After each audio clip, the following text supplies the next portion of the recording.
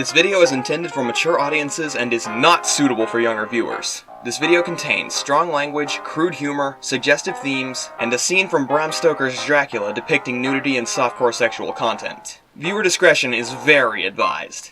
I'll be fully honest, going into this I was expecting this to be a chore. For some reason I'd remembered the more annoying aspects of this show prominently. Characters like Tommy, Tara Strong putting on her most ear-shredding performance as Mushi, and don't get me wrong, Tara Strong is great, but it's another situation like Elmira Duff's voice. Love the VA, the voice they chose for the character hurts my ears. And then there's the embodiment of a budding Karen that is number 86, not to mention the mucus like I said in the Foster's video. All those things were there as I remembered them. I was skeptical and honestly a bit afraid to see how what once was one of my favorite Cartoon Network cartoons, a show about an organization of secret agent children battling the oppression of supervillain teenagers and adults, would look like through the eyes of an adult. As a kid, I'd fantasize about being a Kids Next Door agent, coming up with my own 2x4 technology, going on adventures of the imagination, rising through the ranks, maybe even becoming a teen operative. Now, I'm an adult. The world has me jaded. In their world, I'd either be a supervillain or chronically incompetent. Going into it, I was expecting a grueling, laborious experience. And I was so very wrong. I was so caught off guard by how genuinely good this show was. It had its claws in me yet again. The story had me intrigued and feeling for the characters. The comedy was surprisingly on point. The action scenes were well choreographed. The more I rewatched these episodes, the more I remembered episodes I liked. The more I wanted to keep diving down this rabbit hole, the more I realized I could cover, the more I remembered. The cycle continues. But eventually I realized if I didn't have this script ready soon, I wouldn't have the video ready on time. Legit, I just kept watching episode after episode, convincing myself it was for the video. I was even going to rewatch the made-for-TV movie Operation Zero for the sake of a quote-unquote proper revisit. But we're just here for the spooky stuff. Which, thanks to my reconnection with the series, I rediscovered just how much spooky content there was to cover. Before I go forward with that, I just have to say, I may not be doing a full retrospective, but reconnecting with this series has reawakened my love for it that I thought was lost long ago. I feel like I'm the one that has been truly recommissioned. Kids Next Door rules! Kids Next Door rules! Okay, so, for those of you who may not have grown up with this, Codename Kids Next Door, often referred to as just Kids Next Door, or KND, as I previously stated, is about a covert organization of children, aged 12 and younger, under code names, almost always numbers, but there have been exceptions, devoted to protecting the world and the freedoms of childhood from the tyranny of teenage and adult supervillains. Not only that, because a good number of the villains are pretty incompetent, but there's a surprising amount of inner strife within the organization. Betrayal, collusion, bids for power, fugitive operatives trying to escape decommissioning when they turn 13, diplomacy falling apart, even an extremist splinter cell. The show had depth. This is one you definitely want to start from the beginning with, because this series is filled with minor sub-arcs that all fill into the overarching story and re-emerge later, with some episodes just for fun and exploring the characters along the way. Even Avatar: The Last Airbender, which is pretty unanimously considered one of the greatest animated series of all time, knew to take a step back from the plot to explore ideas, settings, and characters every now and again. It's a bit slow burn though, more short side stories than straightforward plot progression. Kinda like how Book 1 was opposed to Books 2 and 3, you know, slowly building everything up. It lets you come to know the characters and their struggles, so whenever they suffer a massive loss, you really get to feel for them. Consequences will ultimately affect the narrative, and that's something I'm always behind in writing a long, slow burn plot piece by piece. The show mostly follows the adventures of Kids Next Door Sector V and its operatives. Abigail, the second in command and probably most competent of the group, and on-again, off-again Indiana Jones-type candy treasure hunter number 5. Wallaby, because he's Australian and that's funny, number 4. Kooky, the cutesy Japanese-American girl, number 3. Hoagie, who I recently figured out his full name is Hogarth, insert Iron Giant joke that probably won't make sense nor work comedically. Canadians, I don't care! The group techie and pilot, number 2. And the leader, Nigel Uno, number 1. Who I'm pretty sure is based off of Captain Picard from Star Trek, and the Borg reference in the Halloween episode pretty much confirms it for me. You will be joynified. And yes, anime fans, his voice does sound familiar. Number 1 is the best JoJo. Follow my lead. Run for your life! Rewatching this show has really gotten me to the point where I may at some point actually do a full retrospective of the series, but I'm not sure. It's a bit daunting to look over a series that spanned about, I think, like 5 or 6 seasons, but hey, I know I'd enjoy the ride if I did. Hell, one of the episodes, which is probably in my top 5 or at least 10 favorites, was a musical episode with music retrofitted from and by GWAR of all people. This show was nutty. I got pork and gravy flowing through my veins. I served dead monkey pudding and platypus brains. I'm grandmother stuff grandmother stuff I got gas and oil flowing through my veins. I got wire and plastic in my brain. I'm Techno, Destructo, Techno, Destructo. Kids must eat. Kids must eat. War must die.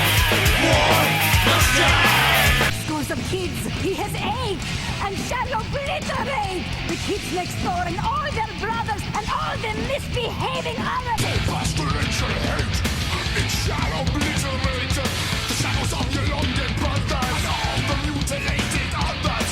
Ratty kids or giant hamster slam which eats them all with monster. Skulls are smashed and bones are bendy. Joints are popping, claws are rending. Point me to a single person who isn't completely on board with a macro muscle fur hamster fighting an evil, giant, rotten living sandwich to the music of GWAR, and I can point you to someone who needs to peel back the veil of illusions. It's clouding up your judgment. So Halloween, huh? Well, it's funny, this show only has one episode that is specifically a Halloween episode, and I don't really want to cover it. There's not that much in the actual Halloween special for me to talk about. Really, the only Halloween-y thing about it is that it takes place on Halloween night, so it qualifies by setting alone, and pretty solely just the setting. Basically, number 4 makes a bet with the others that he'll get more candy than the rest of them combined, and ends up getting only one piece. That gets stolen by the candy pirate Sticky Beard, and number 4 ultimately ends up stealing Sticky Beard's entire haul. It's funny, it's got some Halloween-y charm, but ironically, I found more to talk about elsewhere in the series. As I kept rediscovering this series,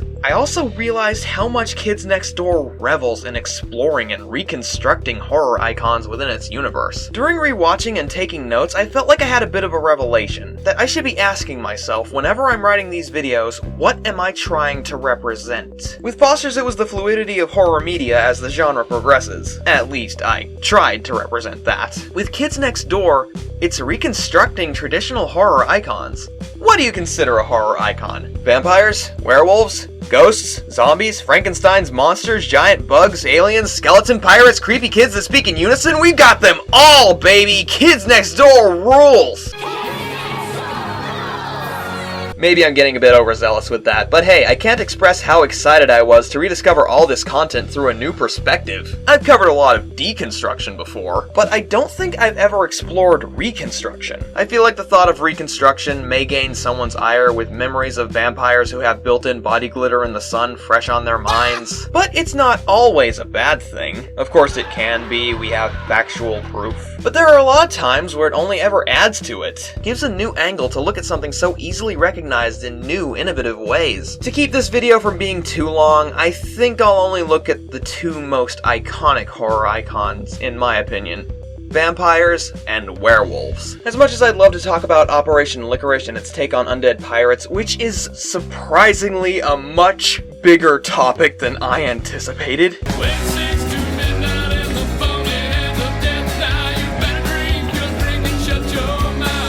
and how honestly hilarious Operation Uncool made zombies, and was also a very atmospheric episode, I need to keep this video short, and talking about 6 episodes within my time frame would be a nightmare. I may have to shorten the upcoming videos just to have them ready on time. Since I already made my jab at Stephenie Meyer's body glitter vampires, I guess I should start with the sub-arc revolving around Count Spankulot's imprisonment. There's no other way to say it, Count Spankulot is a weirdo that likes to spank children. He kinda does belong behind bars. And yeah, I know in context it's under the code of punishing delinquents and he swears that he'd never intentionally spank an innocent child, but still, that's bad touch territory and that's not okay, dude.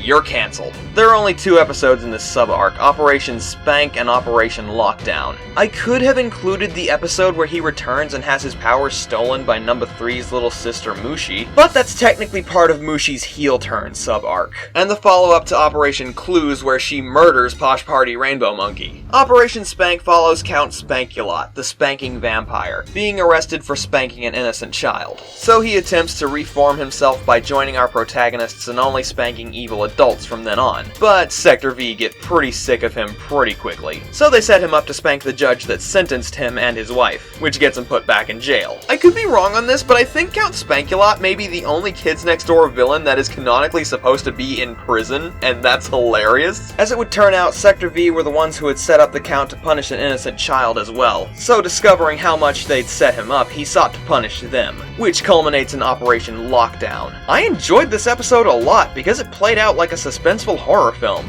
The monster lurking somewhere and you can't find them, and slowly you don't know who you can trust until you realize you can't trust anyone. Number 1 orders the Sector V treehouse to be locked down for the night. All 5 operatives locked in until morning and the scanner showing a single intruder. When characters start getting spanked in the darkness, they assume Count Spankulot had somehow found his way in, to punish them for locking him away. Eventually, number 5 tries to bypass the lockdown, something she's under order not to do. She's broken the rules, and the spank-happy vampires emerge. But number 5 lucks out, because with the rising sun the lockdown lifts, and in prison the Count boasts about his plot. Apparently, if a vampire spanks you with his bare hand, he turns you into a spanking vampire, and the only way to reverse the curse is to spank the Count. So he literally just admitted he had his hands on underage ass. This guy belongs behind bars! But luckily for Sector V, the sun doesn't destroy spanking vampires, but it does seem to break his enthrallment, so they can get their revenge and undo the curse. So these episodes revealed a lot about how vampires in this universe work. They don't seem affected by the sunlight, other than it seemingly undoing Spankulot's enthrallment. But upon further research, the sun only strips spanking vampires of their powers. Funny enough, that's actually a lot closer to how classic vampires work, like Bram Stoker-style vampires work. So already, Kids Next Door is much more faithful to how vampires work than Stephanie Meyer's, but there was no doubt about that.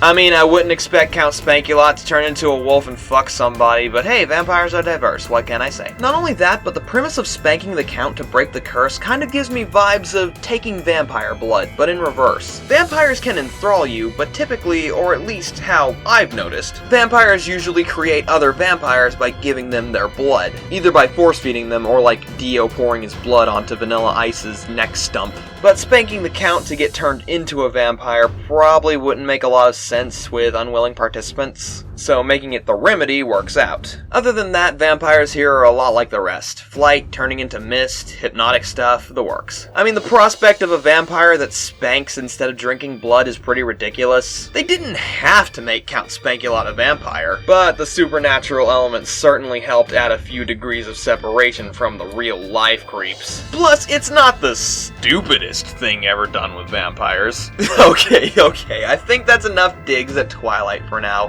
What is this, 2008 to 2016? I'll move on, even though it'd be so easy to make a Stephanie Meyer's werewolf joke as well. I'll contain my jabs. Consider the Twilight saber sheathed for now. Ah yes, good old werewolves, or as I like to call them, closet furry excuses. Oh no, he's hot! How do you make something so cut and dry, new and interesting? Werewolves, people who turn into wolves, or semi-anthro wolf beast people. Super simple, but has always been pretty effective, and gives a lot of narrative possibilities. And Kids Next Door took a pretty humorous approach in the episodes Operation Hound and Operation Doghouse, I feel. Starting off with Operation Hound, number 5 gets her homework eaten by a dog that came from the house of the honor student, Valerie. So of course, number 5 assumes that Valerie sent her dog after her. The next day she goes to investigate with number 2 and number 4, and realizes the truth about Valerie's dog and Valerie herself. My dog didn't eat your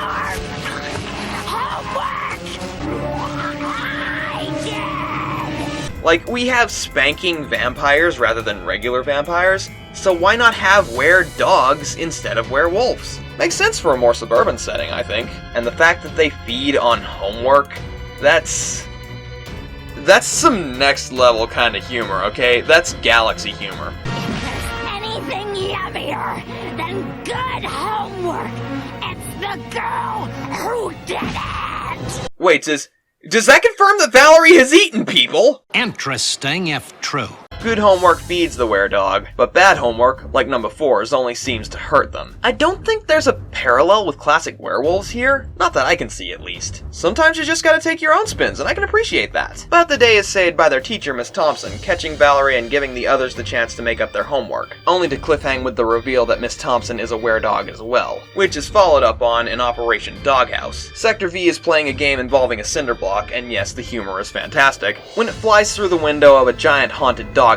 Number 5 goes in to retrieve it and is attacked, which will come back later. Homework starts consistently going missing, so it's gotta be Valerie, right? But in the previous episode, it was established that Valerie couldn't stomach number 4's homework. So to find out where the homework has been vanishing to, number 4 attempts to track his own, only for it to reveal that number 5 has been taking it. But I assume she became a were-dog when she was attacked trying to retrieve the cinder block from the doghouse, which is revealed to actually be the Thompson residence. And Miss Thompson has been using number 5 to collect homework to feed her honor roll, as she is the queen were-dog. And yes, the obvious must be stated, I adore Miss Thompson. First and most obvious, she's cute. Second, I like her quirk. She has a compulsion to answer questions truthfully. Honestly, I take that as just telling that beyond being a cursed were-dog, she's a good teacher. Leading her students towards truth and facts comes so naturally to her that she doesn't even stop to consider whether or not she should be answering the question. Honestly, that's a teacher worth celebrating, nourishing young minds with intelligence. And with that, I think I just realized Miss Thompson does that both figuratively and literally. By day, a teacher that feeds her students knowledge, by night, a were-dog that feeds her students other students knowledge. That's me. The only way, as revealed by Miss Thompson herself when questioned about it, to undo the were-dog curse is to remove the cursed necklace Miss Thompson is wearing. Number 4 manages to fight off the were-dogs, including the cursed number 5, but it's number 5 herself that actually manages to undo the curse. I am pretty sad that this is the last we'd see of Miss Thompson and the were-dogs, but admittedly this episode was like 5 episodes away from the series finale,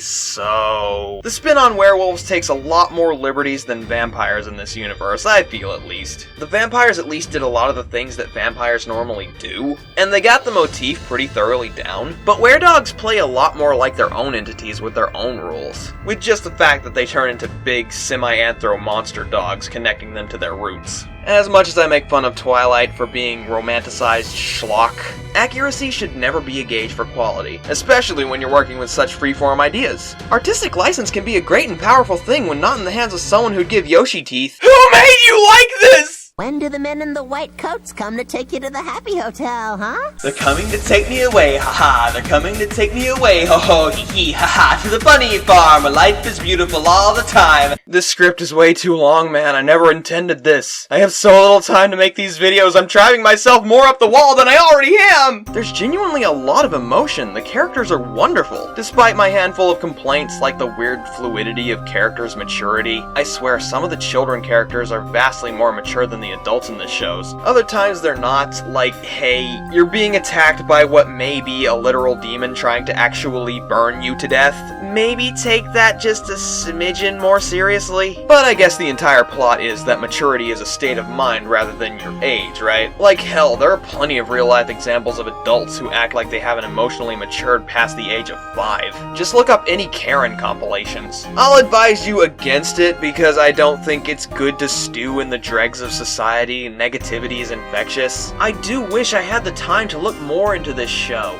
But as always, I only have so much time I can get these videos finished and posted, and while I'd like to talk about the black licorice skeleton candy pirates, and the nerd zombies forcing you to watch Doctor Who, we've gotta move on for now. Every day is a step closer to Halloween after all.